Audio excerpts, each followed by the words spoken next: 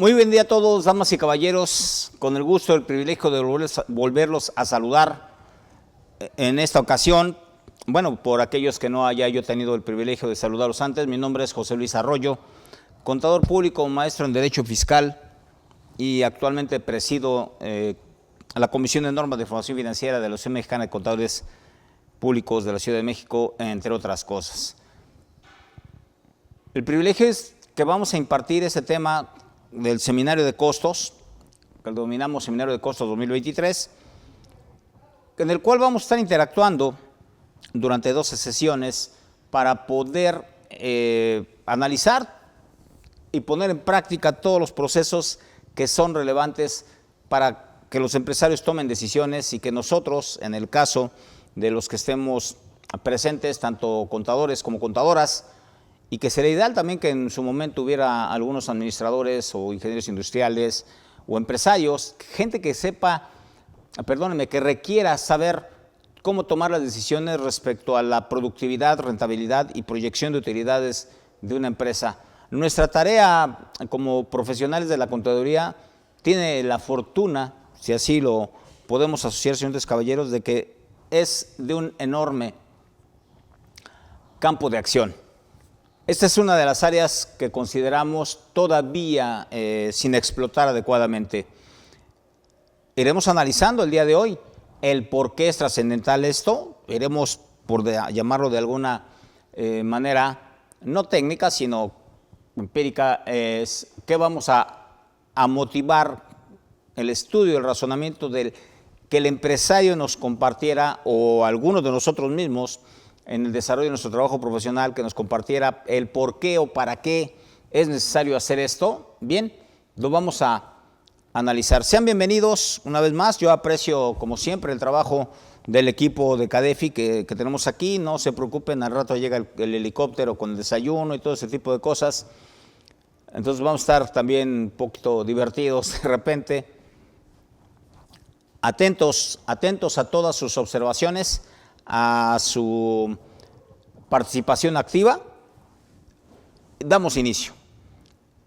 Para efectos también de desarrollo de los que no, insisto, los que no tengan el privilegio de haber compartido, mi nombre es José Luis. Simplemente con ello envíenme sus comentarios, envíenos todas sus opiniones, sus incertidumbres. Creo que puede haber mucho campo de explotar. Vamos a tener que trabajar en algunas cuestiones prácticas. Compartía yo con el equipo, lo ideal sería para ese tipo de situaciones hacerlo de manera presencial por diferentes razones, pero nos vamos a adaptar a las potenciales opciones que tengamos. Productiva participación, la bienvenida en nombre del equipo, en nombre propio, y es eso. Ustedes van a tener que trabajar en conjunto conmigo, precisamente para poder tener esa retroalimentación adecuada. Estamos hablando de un tema que va a impactar las finanzas. Si vean ustedes estos dos slides únicamente de rompehielos, si así le quieren llamar. Y dice, no gastes más de lo que ganas. Esto está enfocado, como lo vamos a analizar de primera suerte, a las personas físicas, pero eso es una empresa. Les decíamos que estaba por llegar el desayuno en el helicóptero, entonces ya anda por acá. Si es mucho el ruido, pues interrumpiré un poco la voz. Las empresas y todos los que estamos en una actividad económica, damas y caballeros, lo que estamos teniendo en consideración es el lucro. Entendiendo bien este concepto del lucro que conlleva al generar liquidez. Hago la precisión y en todo momento reiteraré ello. Tenemos que hablar de liquidez, tenemos que hablar de flujo de efectivo, tenemos que hablar de dinero, porque esto es lo que mueve al mundo de los negocios y a todos los demás. Es razonable, entendible que hablemos cuando la contabilidad, que si la utilidad, la ganancia y todos los conceptos, y eso vamos a plasmarlo justamente en el análisis que iremos desarrollando. Pero la realidad es que al momento de pagar la energía eléctrica, el servicio de internet, los salarios, que es también una parte fundamental, y todas las demás obligaciones fiscales que puede haber, como serían las contribuciones de IMSS, impuestos sobre nóminas y obviamente lo correspondiente a las leyes fiscales, es recurso líquido, caballeros y señoritas.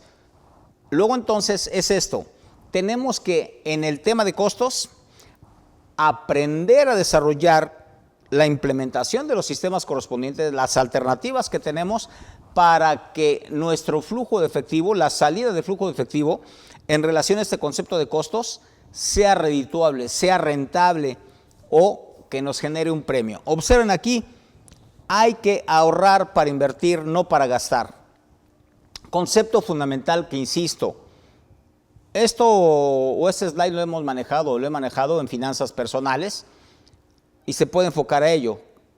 Pero la tarea primera, en las empresas, si nosotros mismos hablamos de ahorrar, no es lo mismo ahorrar que invertir.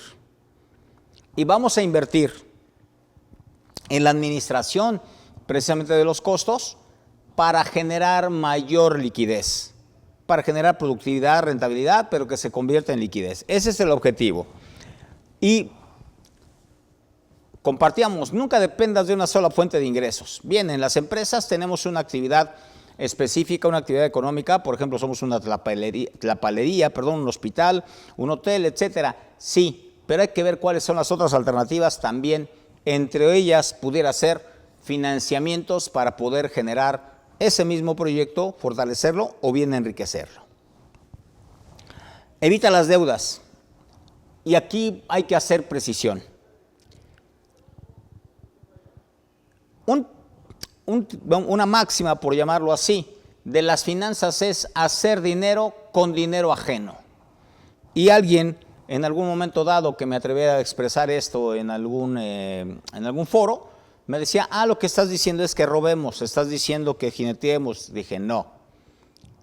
Tienes que hacer dinero con dinero ajeno, expreso. Me voy a financiar de alguien que ya tenga confianza en mí, previo análisis de que yo tengo pues liquidez, de que tengo solvencia, de que tengo credibilidad, y quien me va a prestar ese dinero, quien me va a dar ese financiamiento, tiene la certeza de que se lo voy a devolver con el costo del dinero que vamos a llegar al común acuerdo. Entonces, evita las deudas, vamos a agregarlo, alguien decía, hay deudas positivas y deudas negativas. Si así lo quieres comentar, la realidad es deuda, tú debes dinero, pero ¿cómo lo vas a generar para pagarlo? De esto se trata justamente. Yo requiero en primera instancia, probablemente ustedes ven aquí a mi lado derecho la computadora que utilizo en mi trabajo, y probablemente cuando yo inicié mis actividades no tenía para comprar el equipo, no tenía el recurso suficiente.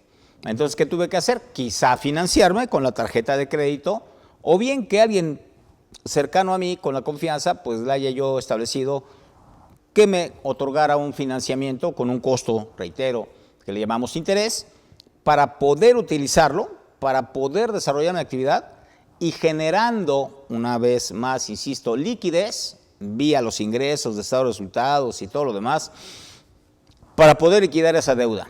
¿Qué me da ello? Volver a reactivar a través del apalancamiento financiero, que así lo denominamos técnicamente, la operación del negocio. Esto es lo que debemos de analizar. ¿Es buena la deuda o se recomienda tener deuda? Desde mi trinchera les diría sí. Bien administrada, por supuesto que es una muy buena alternativa. Hablaremos de ello. Debo tener líneas de crédito. En el caso nuestro, insisto, de cada situación que estemos permeando, ¿es bueno tener tarjetas de crédito? La respuesta, una vez más, tenerlas sin usarlas es muy bueno. O usarlas teniendo para pagar el 100% y no pagar en mensualidades sin saber cuál es el costo del dinero, también es positivo. Esto es lo que tenemos que hacer para poder también fijar un precio, hablando del costo y del gasto. Y paga a tiempo. Ambas situaciones. Tengo deuda, pero ¿cómo voy a generar credibilidad? ¿Cómo voy a generar reputación crediticia? ¿Cómo voy a generar crédito mercantil o aceptación de negocios? Paga a tiempo, paga puntualmente y paga lo correspondiente. Pero para ello tendríamos que hacer, insisto, para que no nos descapitalicemos, un aprovechamiento de esas fuentes de financiamiento en donde seamos garantía también para esas personas, que al final ese es su negocio. Hablamos de riqueza, señores y caballeros. Y reitero, esto pareciera que está enfocado hacia las personas físicas, pero si ustedes lo extrapolan hacia las personas morales, en todos los ámbitos funciona. ¿Cuál es este concepto de riqueza? Número de días que puedes sobrevivir sin trabajar físicamente, mientras mantienes tu estándar o tu estilo de vida. ¿Cómo es que yo hoy satisfago mis necesidades de salud, de diversión y de todo lo demás, obviamente las necesidades primarias? ¿Cuánto es el importe, el monto de dinero que requiero para poder hacer ello?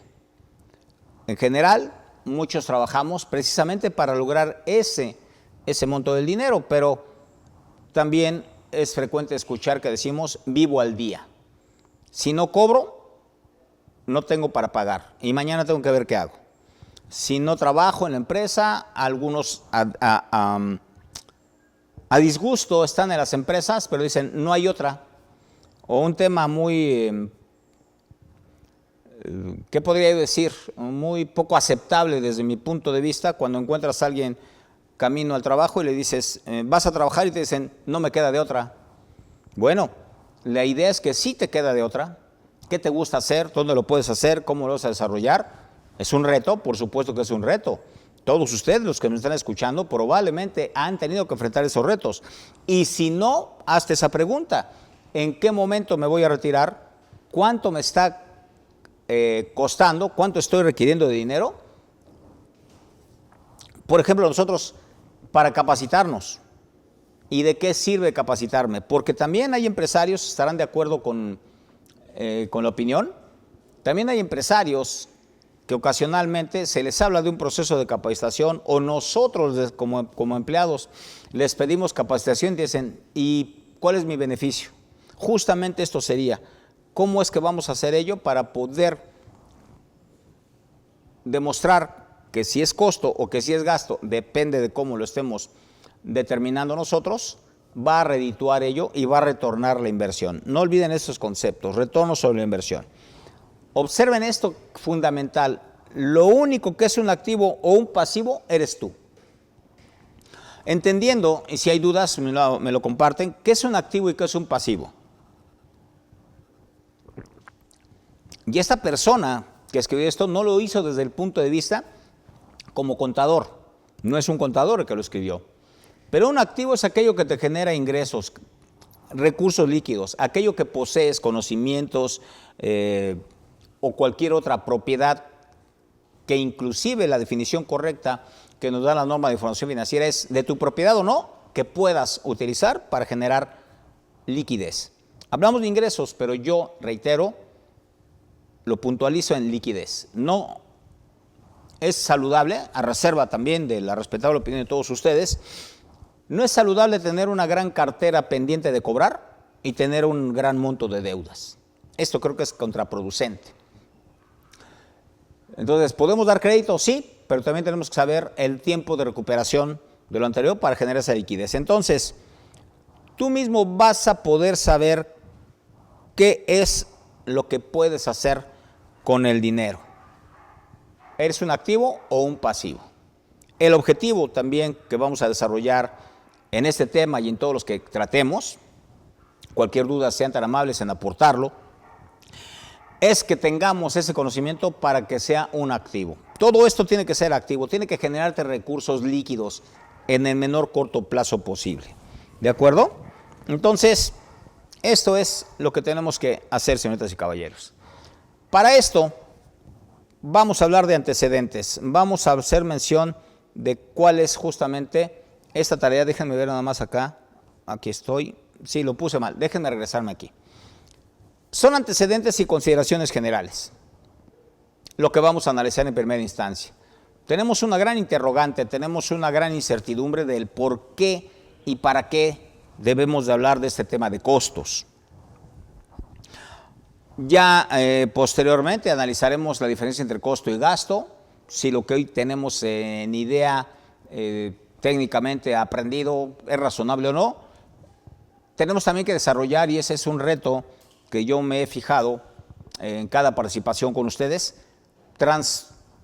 por decir así, transferir el lenguaje técnico a un lenguaje adecuado que el empresario nos pueda escuchar atentamente. La mayoría de las situaciones que enfrentamos en la práctica es que el empresario nos dice, dices tantas cosas, pero eres tan aburrido, no te entiendo nada y no me das respuesta específica a lo que quiero. De eso también se trata este análisis de los costos, para ver cómo dar respuestas específicas. ¿De qué debemos estar? Déjenme buscar una palabra correcta. ¿De qué debemos estar capacitados? ¿De qué debemos estar bien concentrados en poder establecer? Fíjense bien. Tenemos aquí que hay que hablar de finanzas. Muy bien, pues tenemos aquí a una buena cantidad de amigos conectados. Les mandamos un fuerte abrazo. Pues esperemos que sigan por acá y cualquier pregunta será bienvenida. Muchas gracias, equipo. Mi amigo Pepe fue por los tamales, ya regresó, entonces bueno, pues estamos en orden. Crisis financiera. Tengo que saber cómo está esa crisis financiera mundial y nacional. Muchos de ustedes, quizá de los que están presentes escuchándome, son muy jóvenes. O al menos diré que son muy jóvenes, fíjense bien lo que voy a hablar, ¿no? Que tengan 40, 35 y de ahí vamos ya a calificarlos, entre comillas, de la selección infantil, sin faltarles al respeto. Lo que quiero establecer es, en la diferencia con mi persona, desde que yo tengo uso de razón, señores caballeros, en este hermoso país que tengo el privilegio también de compartir junto con ustedes, es crisis. Esto lo he escuchado toda mi vida. Si gustan, nada más la voy a dejar en la profesional. Pero desde que tengo uso de razón, es crisis. Y hemos pasado por crisis de verdad muy cruentas en cuestiones de inflación, en cuestiones de devaluaciones de tipo de cambio, que a la fecha no están como esa circunstancia. Sin embargo, la crisis actual es una crisis financiera derivada de la crisis de salud que tuvimos en 2020. El mundo revolucionó absolutamente. Mi opinión es, lo que existía en negocios hasta 2020 ya no existe. El mundo es totalmente diferente, las condiciones son diferentes y en consecuencia tengo que saber qué es lo que está pasando, cuáles son esas condiciones. Y para ello invertiremos unos minutos en noticias que están en el día a día, que a nosotros nos distraen otras cosas, pero que como asesores financieros, que seguiré insistiendo que ese es nuestro objetivo como contadores, o nuestra capacidad, también podrá ser respetable que alguien diga, a mí no me interesa esto, a mí me interesa ser experto en auditoría, experto en N cosas, felicidades. Pero para poder hablar de negocios tengo que hacer mención de mi capacidad intuitiva o de análisis financiero.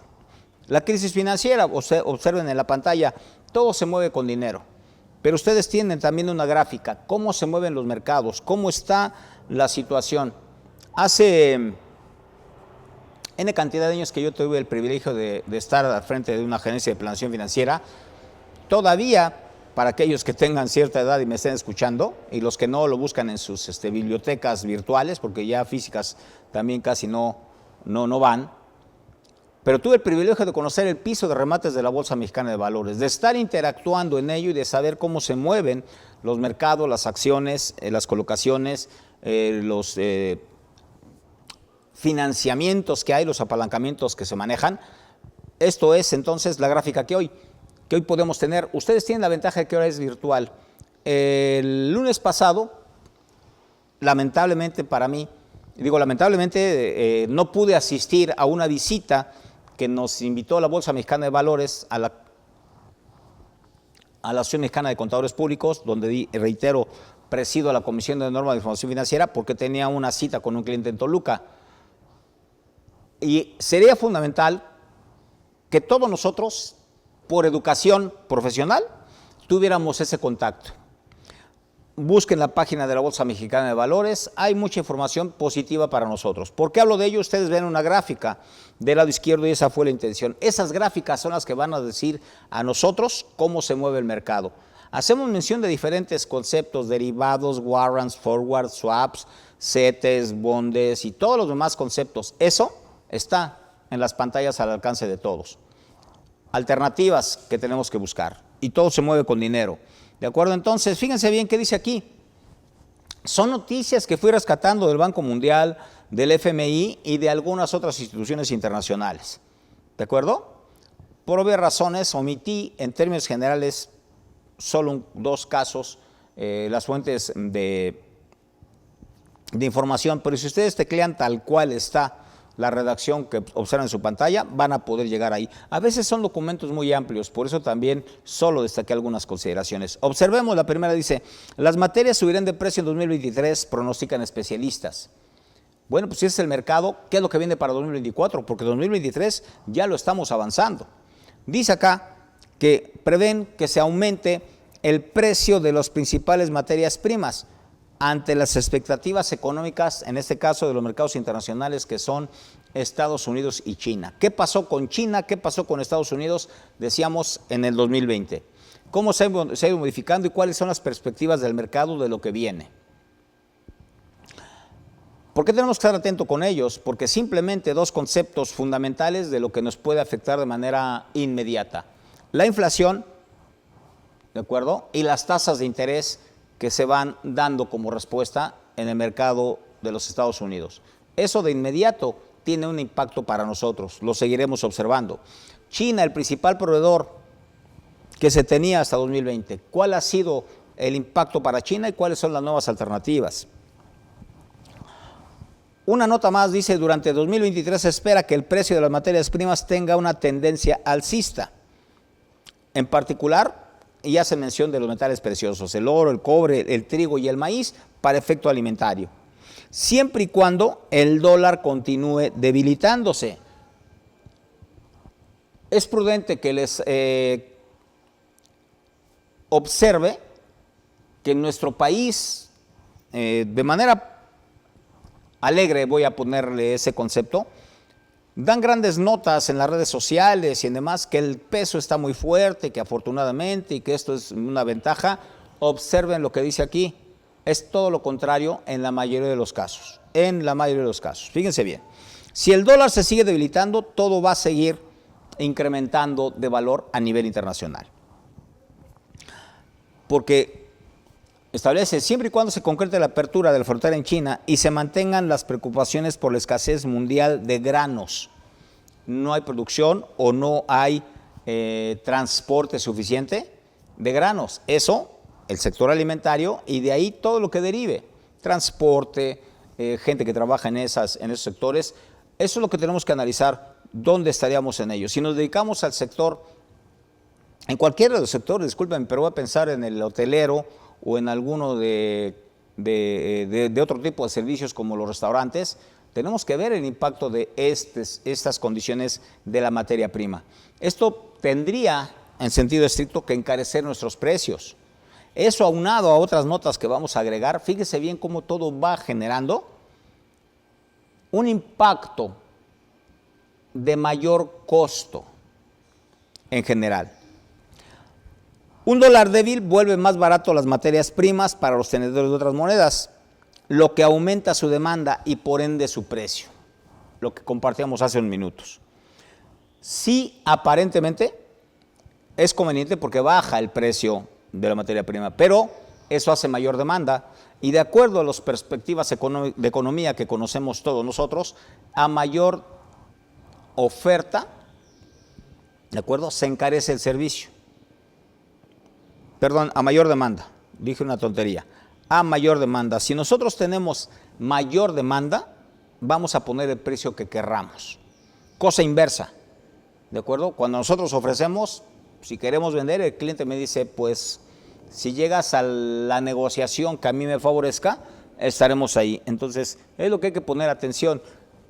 La gente que me está escuchando se dedica a la exportación, también sabrá lo que resulta en un momento dado este tipo de condiciones del dólar.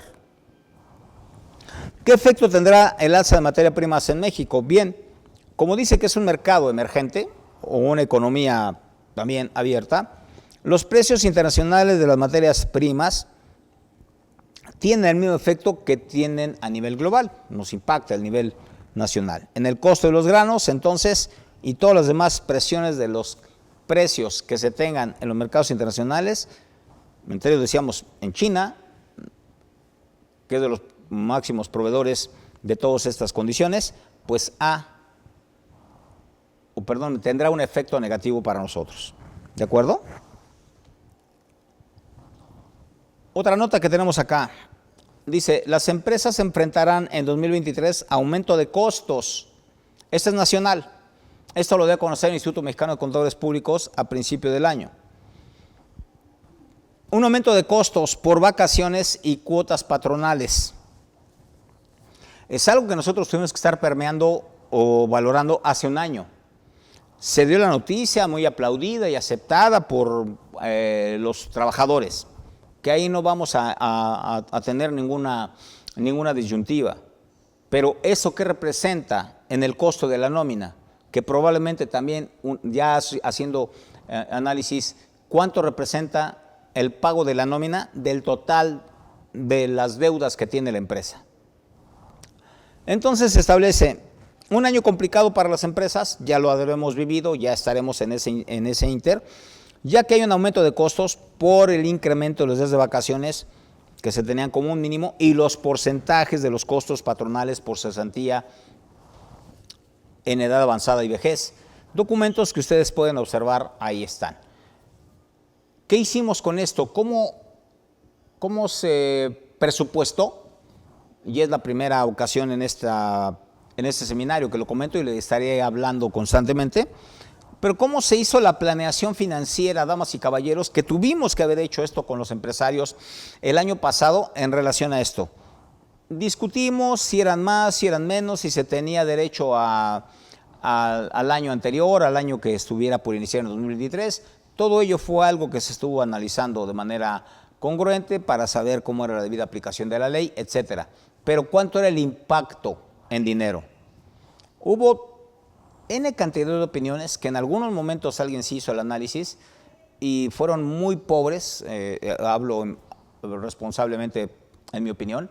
Hubo opiniones muy pobres de alternativas que parecían más bien como brujerías financieras, pero no una solución. Esto es lo que hay que hacer con las empresas, el por qué evaluar cuestiones que también analizaremos un poco más adelante, situaciones de riesgo que también para efecto de los costos es fundamental que tengamos en conocimiento. ¿Cuáles son las posiciones de riesgo que tenemos en diferentes cuestiones? ¿Qué otras situaciones se están generando también? Observen aquí, esto fue una nota en el 8 de marzo. Y dice, principales variaciones en el precio de los insumos y sus impactos en las obras. Esto es para efecto de la construcción. El aumento en costos de transporte y su impacto en la inflación internacional tendrán estas situaciones.